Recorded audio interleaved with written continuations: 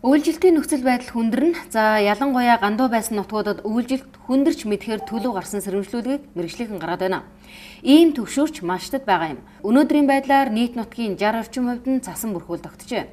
Ойрын өдрүүдэд цас орж хүүтэрсний улмаас зарим нутгаар шөнөдөө хасах 25-аас 32 хэм болж хүүтэрч байна. Төв орон нутгийнхны хувьд халаалт улаан сайн, түлээ түлшээ хангалттай базаахтал болдог. Харин хөдөөгийнхэн хідэн малаа хорогдолгүйхэн шиг онд мэнд оруулах, цаашлаад одооноос мал махыг борлуулж эдийн засгийн эргэлтэнд оруулах асуудлыг яриад эхэлжээ. Гэвч өнөөдрийн байдлаар улсын хэмжээнд мал махны үн унсан учраас яаж борлуулах арга ухаанаа олохгүй төвдөөхэн байгаа бололтой. Харин салбарын сайд нь энэ асуудлыг хөндөж малыг эргэлтэнд оруулах, үүнд нь зориулсан эргэн төлөгдөх нөхцөлтэй хөнгөлөлттэй санхүүжилтийг хөгжлийн банкнаас гаргах саналыг оруулж байна.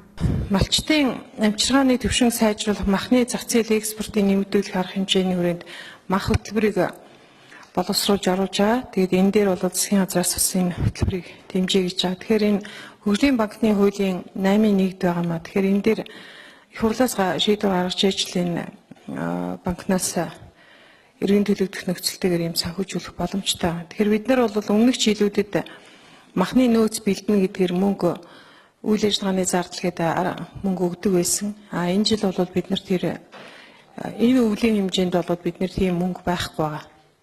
2016 оны төсөвт бол өнгөрсөн жилийн махны бэлтгэлтэй холбоотой мөнгө л байгаа болохоос энэ өвөл буюу одоо энэ мэчин жилийн өвлийн байдалтай холбогдуулсан ямар ч одоо мөнгөний асуудал байхгүй байгаа. Тэгэхээр одоо бол малчтын энэ жил бол 18 сая төл хүлээж авсан. За тэрнээсээ бол бид нар дотоодынхаа хэрэгцээнд 10 саяг нь хэрэглээхэд гадагшаа экспортод гарах боломж нь бол бас 5.6 сая гэж тооцоолоод 128 мянган тонныг бол бид нар гадагшаа гаргаж болно гэж байгаа. Тэгээд энэний үр дүнд энэний бэлтгэл ажлын хүрээнд бол манай махны үйлдвэрүүд бол олон улсын стандартад тэнцээд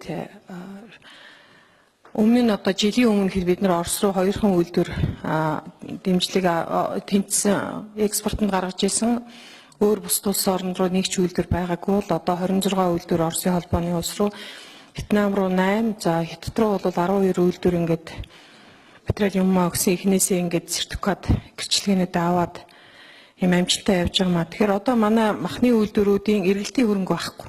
Тэгэхээр энэ нөхцөл бид нар энэ малчтын малыг одоо эргэлтэнд оруулах, энд нь зориулсан хөнгөлөлттэй нөхцөл өрнийн хөгжлийн банкнаас эргэн төлөгдөх нөхцөлтэй санхүүжилтийг гаргахгүй бол болохгүй нэ. Тийм учраас гишүүд минь бас энийг эргэн одоо анхаарч энэ асуудлыг дахиж санал хураалт явуулж өгнө үү.